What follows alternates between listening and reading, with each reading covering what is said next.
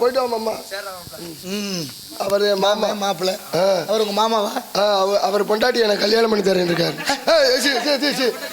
சரி சரி, அவர் மகளை கல்யாணம் பண்ணி தரேன் இருக்காரு. ஏன் பாடுபடுத்துறீங்க? ஆமா, உங்களை எங்கேயோ பார்த்தது மாதிரி. உங்களும் எங்கேயோ பார்த்துருக்காரு. என்னைய பார்க்க வாய்ப்பு இல்லையா? பார்த்தேங்க. உங்க சொந்தக்காரங்க 3 பேர் இளையாங்குடி பேக்கரியில பார்த்தேன். இரியா, நான் மட்டும்தான் வந்தேன். சொந்தக்காரன் யார் வந்தேன்? இதே மாதிரி வேஷம் போட்டு ராமா ராமா ஆஞ்சநேயன் பிச்சை எடுத்துக்கிட்டாங்க. சோத்தால் அடிச்ச பிண்டங்கள் வேற வழி தெரியல. கடவுள் பெயரால வேஷம் போட்டு பிச்சை எடுக்கிறாங்க. வேற என்ன வேஷம் போடாம பல பேர் பிச்சை எடுக்கிறான். ஆனாலும் அவங்க வேஷம் போட்டு பிச்சை எடுக்க. எனக்கு ஒரு சந்தேகம் சாமி. என்ன சந்தேகம்? எல்லா வேஷம் போடுறாங்கல்ல. ஆமா. ஏன் ராவண வேஷம் போட மாட்டாங்க? ராவணனை அரக்கன்னு கற்பிதம் பண்ணியாச்சு. கடவுளை நம்பிக்கை இருக்கு, அரக்கனை நம்ப கூடாதுங்கிற ஒரு வாக்கியம் இருக்குல்ல, அதனாலதான் அது அந்த வேஷம் போடல. அதெல்லாம் கிடையாது. ஏன் தெரியுமா ராவண வேஷம் போட மாட்டேங்கிறாங்க? ஏன் போடல? ராவணனுக்கு எத்தனை தலை? 10 தலை. 10 தலையோட நின்று அவன் நடுரோட்ல பிச்சை எடுத்துக்கிட்டு இருந்தானே. இங்கிட்டு இருக்க வேண்டிய அங்கிட்டு போறதா இல்லையா? டிராபிக் ஜாம் ஆகி மிகப்பெரிய வீணை காணவன் தான். நரம்பை எடுத்து யாழ் மீட்டியவன், அவளப்பட்ட மகத்துவம் வாய்ந்த மாவீரன் ராவணன். மருத்துவ குறிப்புகளை படிச்சோம்னா இன்னைக்கு தமிழ்நாட்டுக்கு அவ்வளவு பெரிய மருத்துவ குறிப்பு அவன் எழுதியது இருக்கு. சின்ன விஷயம் கிடையாது. ஆமா, கெட்டவன் கெட்டவன் சொல்லி வீணை கொடி உடையோன். அவன் தான் வீணை கொடி உடையோன். அவனுக்கு பேர் வீணை கொடி உடைய இருக்கா? இருக்கு. இசை இசை இறைவனையே மயங்க செய்தவன். அப்பேற்பட்ட மகத்துவம் வாய்ந்தவன் மாவீரன் ஐயா ராவணேஸ்வரன். இதுல ராமாயணத்துல வந்தாரு. ஆமா, அவர் தானே. ராமாயணத்துல ஆஞ்சநேய பெருமான் திருமணம் பண்ணிக்கல. அவர் பிரம்மச்சாரி, அதனால கல்யாணம் வேணான்னு இருக்காரு. மனிதனுக்கு 4 நிலை இல்லையா? என்ன நிலை? வானப்பிரஸ்தன், கிரகஸ்தன், சன்னியாசி, பிரம்மச்சாரி. அது பிரம்மச்சாரிங்கிற நிலைக்கு வந்துட்டார். பிரம்மச்சாரி, அதனால திருமணம் பண்ணிக்கல. அதெல்லாம் கிடையாது. ஆனாலும் அவருக்கு ஒரு குழந்தை இருக்கு. என்ன அது? புதுசா இருக்கு. புதுசு இல்ல, அது பழைய கதை. பழைய கதையா? எப்படி குழந்தை இருக்கு? ஏன்னா இந்த சஞ்சீவி பர்வதம்ங்கிற மலையை தூக்கிட்டு வந்தாரா, அது மாதிரி ஆஞ்சநேய பெருமாள் அவர்தான். தூக்கிட்டு வரும்போது வீரியம் பலிதமாகி கடலில் விழுந்ததாக, மீன் விழுங்கியதாக, அதுல இருந்து ஒரு குழந்தை பிறந்தாக. அதனால மச்ச வல்லவன்னு பேரு. பாதாள உலகத்துல இலங்கைக்கு அவன் தான் காவலாளி. பச்சால. ஆமா, கதை இருக்குல்ல. அந்த கதையில இல்ல சாமி. ஏன் கல்யாணம்? அதே தெரியல. என்ன அவர் ஏன் கல்யாணம் பண்ணிக்கல? ஏன் பண்ணிக்கல? ஒரே விஷயம் தான். என்ன விஷயம்? ஆஞ்சநேய பெருமான் திருமணம் பண்ணியாக்க ஒரே காரணம். என்ன விஷயம்? ராம முண்டாட்டியா ராமேஸ்வரம் தூக்கிட்டு போயிட்டான். ஆமா, தூக்கிட்டு போயிட்டேன். சுக்ரிய முண்டாட்டியா வாழை தூக்கிட்டு போயிட்டான். ஆமா. ஆஞ்சநேய பெருமான் பார்த்தாரு. பார்த்துட்டு இவன் முண்டாட்டி அவன் தூக்கிட்டு போயிட்டான், இவன் அவன் முண்டாட்டியா இவன் தூக்கிட்டு போயிட்டான். நம்ம கல்யாணம் பண்ணாலும் நம்ம முண்டாட்டி அவன் நேரத்தை தூக்கிட்டு போயிருவேன். தேவையாடான்னு பேசாம பையன் வந்து பேசாம இருக்கு.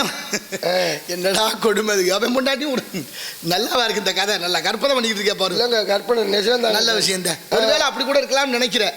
இருக்கு. பிரம்மச்சாரி. ஆமா, வாயு பகவானுக்கு ஆஞ்சநேய மூர்த்தி கதை. நாராயணங்கிறீங்க. என் பாட்டே மகாவிஷ்ணு இந்த திருச்சியில இருக்காரு. திருச்சியில இல்லையா?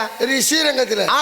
திருவரங்கத்தான் யோக நித்திரையில இருக்காரு. எனக்கு ஒரு சந்தேகம். என்ன சந்தேகம்? ஐயா சாமி படுத்திருக்காருங்கிறாங்க. ஆமா, படுத்திருக்கு. தேங்காய் உடைச்சா எந்திரிச்சிருவாரு, மணி அடிச்சா எந்திரிச்சிருவாருங்கிறாங்க. ஏன் சாமி படுத்து தூங்குற சாமிகிட்ட போய் நம்மால் வேண்டுதலை வைக்கிறானே, எப்படி அந்த சாமி காதுல கேட்கும்? முன்னால 2 பேர் இருக்கா, துபார பாலகர்கள்னு. அவர் தான் இங்க இருக்கிற கணக்கு பிள்ளை. யார் யார் என்னென்ன பண்றாங்க எல்லாத்தையும் எழுதிக்கிட்டே இருக்காங்க. அவங்க சொல்லிடுவாங்க ஐயா எந்திரிச்சோன்னு. அவர் தூங்கல, யோக நித்திரையில இருக்கார். ஆமா, அரக்கண்ணு விழித்தபடியே இருக்கும். தியானத்துல இருக்கிறாருன்னு அர்த்தம். சாமி தியானம் பண்றாரு. ஆனால் கடவுளுக்கு நீங்க தெரியுமா? அஷ்டாவதானம், தசாவதானம், சதாவதானம், சதா 3 இருக்கா? இதெல்லாம் என்ன மொழி சாமி? தமிழ். வடமொழி. அஷ்டம்னா 8, தசம்னா 10, சதம்னா 100 விஷயங்களை கிரகிக்கிறவர்கள், 10 விஷயங்களை கிரகிக்கிறவர்கள், 8 விஷயங்களை இவங்களுக்கு பேர் சதாவதானம்னு பேர். சதாவதானின்னு பேர், அவதானிக்கிறதுன்னு பேர். குறிப்பா சொல்லணும்னா அது யார் இருந்திருக்கான்னு கேட்டா, அந்த 100 விஷயத்தை கிரகிக்கிறவர் செய்குத்தம்பி பாவலர், இஸ்லாமியர். இடலாக்குடின்னு நாகர்கோவில் பக்கத்துல இருக்கு. இன்னைக்கு இடலாக்குடின்னு மறுவீர்ச்சி. அந்த ஊர்ல பிறந்த இஸ்லாமியர் அன்பு ஐயா செய்குத்தம்பி பாவலர் 100 விஷயத்தை கிரகிப்பாராம். 8 விஷயத்தை கிரகிக்கிறவர் நம்ம பேராவூர்ல இருந்திருக்கிறார். 10 விஷயத்தை கிரகிக்கிறவர் நம்ம தமிழ்நாட்டில் இருந்திருக்காரு. எந்த ஊர்ல கண்டுபிடிக்கப்பட முடியல. இப்படி எல்லாம் வாழ்ந்து இருக்கிறாங்க. இதுக்கு என்ன காரணம்னு கேளு. ஒருத்தர் பூ கட்டுறாருன்னு வச்சுக்க, மாலை கட்டிக்கிட்டே இருக்காரு. ஒருத்தர் மாலை எவ்வளவுன்னு கேட்பாரு. பின்னால ஒருத்தர் முதுகுல தட்டுவாரு. பக்கத்துல ஒருத்தர் பசு பேருந்துக்கு போகணும். இந்த ஊர் இப்படி பல பேர் பல விதத்தை கேட்பாங்க. இப்படி 8 விஷயம் இல்ல, 100 விஷயம் 100 பேர் கேட்கிற கேள்விக்கும் அதே வினாடியில 100 விஷயத்துக்கும் பதில் சொல்றவருக்கு தான் சதாவதானின்னு பேர். அவ்வளவு மகத்துவம் வாய்ந்த சாதாரண மனிதனுக்கு இவ்வளவு திறமை இருந்தா கடவுளுக்கு எவ்வளவு சக்தி இருக்கும் அதை யோசிக்கணும். மனிதன் கடவுள், மனிதன் தெய்வமாகலாம், மனிதன் என்பவன் தெய்வமாகலாம். அதனாலதான் வையத்துள் வாழ்வாங்கு வாழ்பவன் வானுரையும் தெய்வத்துள் வைக்கப்படும். எப்படி முடியும்னு கேளு. இப்போ ஒரு ஓட்டை இருக்கு ஒரு பானையில. சரி. ஒரு பானையில ஓட்டை வந்துருச்சு. தண்ணியை ஊத்துனா நிக்குமா? ஒளிக்கிட்டே இருக்கு. சரி, ஒட்டி வைக்கிறான். எவ்வளவு நாளைக்கு நிக்கும்? அது ஊறி போச்சுன்னா டப்புன்னு மறுபடியும் ஒளிச்சு. அப்ப ஒத்த ஓட்டை உள்ள பானையிலேயே தண்ணியை நிறுத்த முடியலையே. இவ்வளவு ஓட்டை இருக்கிற இந்த உடம்புல இந்த காத்த வச்சிருக்கானே அவன் யாருன்னு தெரியுமா? யாரு? வாயு பகவான். காத்த நிறுத்தினது யாருன்னு பாக்கணும். சரி, அதை விடு. என் கையெழுத்த நீ போட்டுடலாம், உன் கையெழுத்த இன்னொருத்தர் போட்டுடலாம். இங்க போர் சரியா கையெழுத்து போட்டு எவ்வளவோ ஆட்டை போடுறாங்க. அது நம்ம ஆனாலும் பாரு, இந்த உலக பூமி பந்துல 800 கோடி பேர் மக்கள் தொகை. 800 கோடி பேர் மக்கள் தொகைக்கும் கைரேகை ஒவ்வொருத்தருக்கும் ஒவ்வொரு விதமா படைச்சிருக்கானே. ஆமா ஆமா. அப்ப கடவுள் பெரியவனா? ஒரு சில பேருக்கு ரேகை விழுக மாட்டேங்குது. ரேஷன் கடையில அரிசி கொடுக்க மாட்டேங்குது. அது ஏன்னா அவங்க வச்சிருக்க ஆயுதம் தப்பா போச்சு. எனக்கு ஒரு சந்தேகம் சாமி. என்ன சந்தேகம்? இப்ப நீங்க சாமி அந்த காலத்துல எதுவுமே வேணாங்கிறது சாமியார். பற்றற்றவன் தான் ஞானிகள் சாமிகள். இப்ப எல்லாமே இருக்கிறவன் தான் 10 பொம்பளையோட கார் என்ன, பில்டிங் என்ன, கட்டடம் என்ன, ஒரு நாடே வாங்கிட்டேன். இப்ப எல்லாம் வச்சிருக்கிறவன் தான் சாமியாரா இருக்கிறேன். அனைத்தும் பொய்யனவை என்று பட்டணத்து பிள்ளையை போல் யாரும் துறக்க அரிதுனார் தாய்மானவர். வாசற்படி கடந்து வாராத பிச்சைக்கு ஆசைப்பட மாட்டேனாரு. உருக்கமுடன் அன்னம் இருக்குமிடம் தேடி வந்தால் உண்பேன், இல்லை என்றால் இந்த கொள்கை பிடிப்போடு வாழ்ந்த பட்டணத்தார். 9 கோடி சொத்தான் அந்த காலத்துல. மயம் ஒரு வார்த்தை கேட்கிறேன், காதற்ற ஊசிக்கு வாராது காணும் கடை வெளிக்கேன்னு. சொத்த பூரா தெருவுல ஓட்டு வீதிக்கு வந்துட்டாரு கோவணத்தோட. குமாசா கேட்கிறார், சொத்தெல்லாம் என்ன ஒண்ணு தூக்கி தெருவுல போடுன்னாராம். மனசு வருமா? ஒண்ணுமே இல்லாம வாழ்ந்தவர்கள் சாமியார்கள் அந்த காலத்துல. இன்னைக்கு எல்லாம் வச்சிருக்கேன். ஆனா அங்கதானே கொண்டு கொட்டுது இந்த மக்கள். உங்களுக்கு என்ன ஏன் கேக்குறீங்க? நம்பிக்கை எங்க வரணுமோ அங்க வரல. கிராம தெய்வம் குலதெய்வத்தை விட்டுறான். புதுசா அந்த சாமி வருது. அந்த இங்க கோயில் கட்டிட்டான் தெரியுமா? வடநாட்டு சாமிகளுக்கு பூரா இங்க கோயில் கட்டிட்டான். நம்மோட காளிக்கும் கருப்பனுக்கும் எவனும் வடநாட்டுல கோயில் கட்டல. எவனா கட்டிருக்காங்களா? யோசிக்கணும்ல சாமி. ஒரே ஒரு சின்ன விஷயம். என்ன விஷயம்? சுதந்திர போராட்ட வீரர்கள் பேரெல்லாம் வடநாட்டுல இருந்து வெளி மாநிலத்தில் இருக்கவங்க பேரெல்லாம் நம்ம வச்சிருக்கோம். ஆமா, சொல்லிட்டேன். யாரா வச்சிருக்காங்க? அங்க நம்ம மாநிலத்துல உள்ள சுதந்திர போராட்ட தியாகிகள் பேரை யாருமே அவங்க வைக்க மாட்டாங்க. அவன் தெளிவா இருக்கான். நமக்கு மொத்தமா இந்தியம்னு தோணுது, அவனுக்கு அவன் மாநிலம் மட்டும்தான் தோணுது. காசு பணம் பாருங்க, பணம் இருக்கிற என்ன ஆட்டப்பா. எப்படி அங்க 10 சென்ட் வாங்கி போட்டிருக்கேன், இங்க 100 சென்ட் வாங்கி போட்டிருக்கேன்.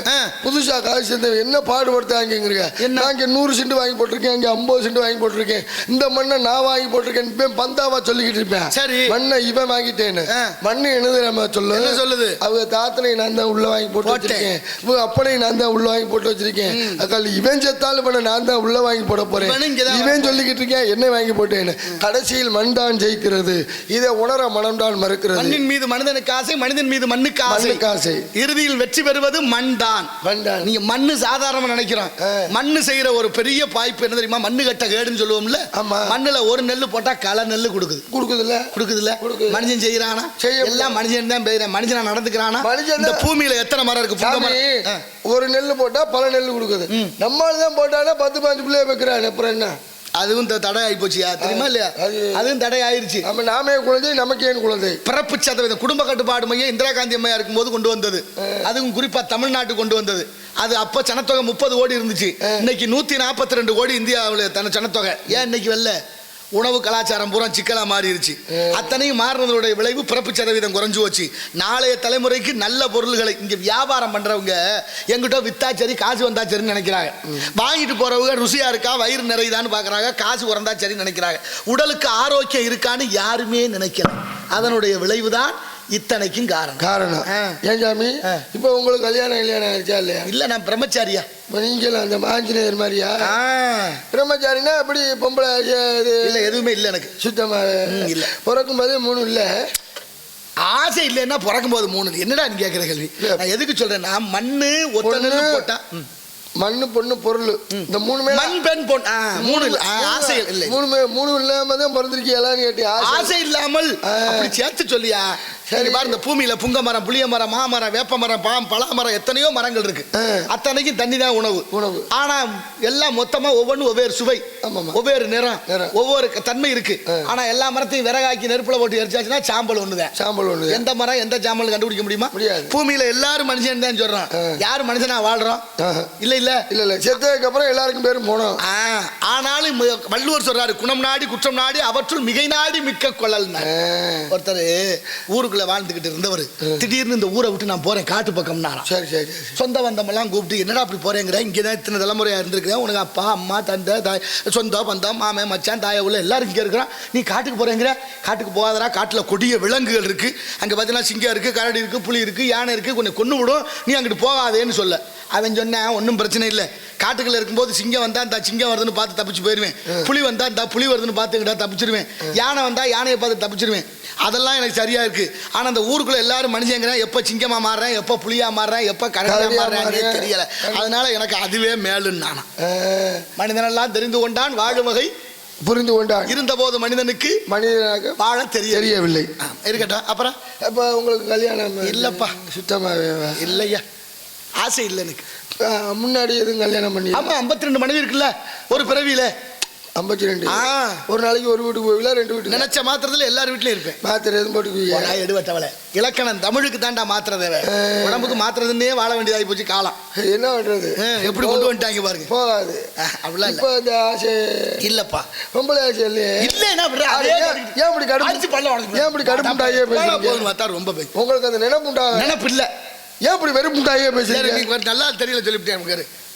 இந்த கட்டையை வச்சு என்ன பண்றீங்க? பாட்டு பாடுறேன், இசைக்கு தாளம் போடுறேன். ஆசை இல்ல, ஆசை இல்ல, இதை வச்சுதான் அடிச்சுக்கிறீங்க. என்ன நீ எதோட எதை சம்பந்தப்படுத்துற? அடிச்சுக்கிறீங்கல்ல, அதனால கேட்கப்படாத. உங்களுக்கு அந்த பொம்பளைக்கும் தொடர்பு உண்டா? ஐயோ, யாரா அது? பேப்பர்ல ஓடுறாங்க, எந்த டிவி நிகழ்ச்சியில வரப்போ. நான் வரமாட்டேன் போட. இல்ல நான் வரல, நான் விரும்பல, இல்ல எனக்கு பிடிக்கலடா. ஜி தமிழ்ல சொல்வதெல்லாம் உண்மை. அந்த மடப்பயல அவ்வளவு மோசமா என்னடா பண்ணு? இந்த சாவித்திரி. ஓ ஆமாமா, சாவித்திரி. அந்த பொம்பளைக்கு உங்க தொடர்பு இருக்கு பாரு. தொடர்பு அது இந்த அம்மா யாருன்னா தெரியுமாடா உனக்கு? யார் சாவித்திரி? சத்யவானுடைய மனைவி சாவித்திரி. ஒத்துக்குச்சா? எதுக்குயா, என்ன பிரச்சனை? நீங்க போய் கேட்கிறப்ப நீ போனியாங்க? நீங்க போன மேட்ருக்கு தான் நான் போனது எதுவும் தெரியாம பாட்டுல மேட்ரு கேட்டுருக்கேன். அவங்க ஆளு இருந்தாங்களா இல்லையா? ஆமா, எல்லாரும் இருந்தாங்க. நான் போற நேரம் 4 பேர் இருந்தாங்க. செவரு தாண்டி வர முடியல. உன் பல்ல உடைக்க பாரு, இப்ப பாத்துக்கிட்டாரு. வேண்டதாண்டி அடிச்சு எப்படி சமாளிச்சிய? அழகி, தமிழ் அழகியவ. அப்படியா? சத்யவானுடைய மனைவி சாவித்திரி. நீ யார சொல்ற? நான் நாட்டாச்சம்பட்டி சாவித்திரி. பொம்பளை தொப்புல உடைய வேலை செய்யலாமே. ஓ வேலையா இருக்கு, நான் அந்த மாதிரி வேலை செய்ய மாட்டேன். சும்மா இருக்க லீலாவதி தொப்புல உடைய. யாரா அப்படி சொன்னா உனக்கு? எல்லாம் பேப்பர்ல வருது, வாட்ஸ்அப்ல வந்துச்சு. போட்டு விடுறாங்களா? குரூப்ல தான் போட்டு விட்டாங்க. ஐயா, கலைவேந்தர் கவிராஜ் குரூப்ல லீலாவதி.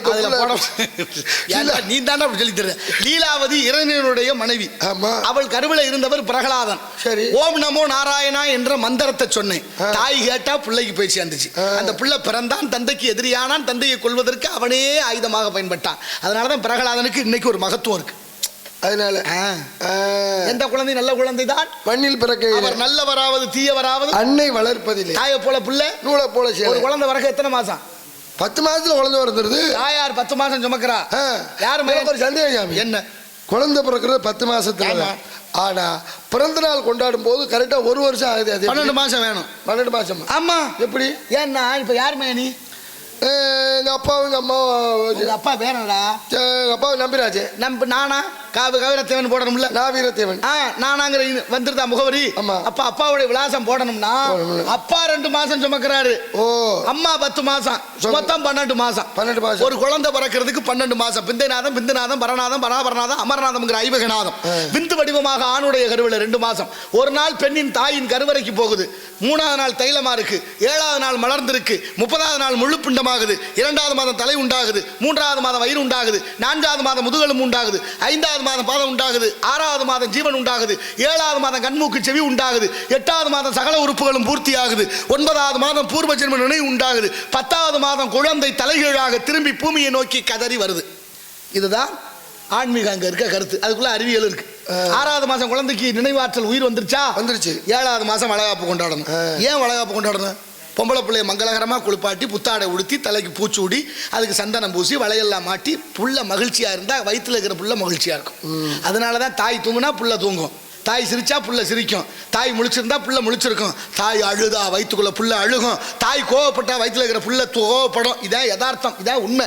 அதனாலதான் 6வது மாதத்திலிருந்து 10வது மாதம் வரைக்கும் கருதுபுள்ள பிள்ளையை சுமக்கிற தாய்மார்கள் நம்ம நாட்டில் எவ்வளவோ வீர வரலாற்றுகள் உண்டு. அதை படிக்கணும், கோயில்களுக்கு போகணும், நல்ல சங்கீதம் கேட்கணும். அப்படியெல்லாம் கேட்டு படிச்சு காத்திருந்தால், கோயில்களுக்கு போயிருந்தா பிறக்கிற புள்ள சான்றோனாக பிறக்கும். அது ஆணாக இருந்தாலும் பெண்ணாக இருந்தாலும். இங்க வீட்டுக்கு வீடு தொலைக்காட்சி பட்டின்னு ஒரு தொல்லையை கொடுத்து அதுல நாடகம்ங்கிற சீரியலை போட்டு மாமியா தலையில கள்ள தூக்கி எப்படி போடுறதுன்னு அதையே பார்த்து அழுதுகிட்டு இருந்தா வயிற்றுக்குள்ள இருக்கிற புள்ள எப்படி சான்றோனா பிறக்கும்? நான் இனி நன்றி பேயினி அக்கிருமா கொடுமைடா. சரிங்க சாமி, சும்மா சொல்லி வைக்கல ஒவ்வொரு விஷயமும்.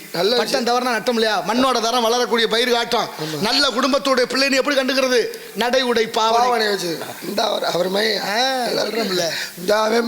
அப்படி மாதிரியே கிடக்குறேன் அப்படிங்கிறாங்க. இங்க தாய் மட்டும் நல்லா இருந்தா பார்த்தா தகப்பனும் ஒழுங்கா இருக்கு. நல்லா இருக்கணும். தாயோட இல்லறத்துல கூடும்போது தகப்பனுக்கு இறை சிந்தனை இருக்கணுமா? ஓ, அந்த நேரத்துல இறை சிந்தனை இருந்தா எப்படி வேலை செய்யும்? அப்படி இல்லடா மனுஷனா, நீ என்ன மனதுல இருக்கணுங்கிறது காரணம். சரி சரி, ரொம்ப சந்தோஷம் தான்டா. அதுவும் சரி சரி, வேற மாதிரி ஆக்கிட்டீல. அந்த நேரத்துல எப்படி சாமியை கும்பிடுறது? சாமியை கும்பிடுறது இல்ல, எல்லாம் நல்லபடியா நடக்கணுங்கிற என்ன வேணும். சரிங்க சாமி, மற்ற மகிழ்ச்சி, ரொம்ப சந்தோஷம். சத்தம் இங்க இது காவ காத்துக்கிட்டு இருக்கான். அப்படியா? இருக்கோம்னா எத்தனை பேரு? 1க்கு 2 பேர் உள்ள இருக்காங்க. ஒருவருக்கு 2 பேர். ஆமா. ஆண்பாலா பெண்பாலா? 2 பெண்பால், ஒரு ஆண்பால்.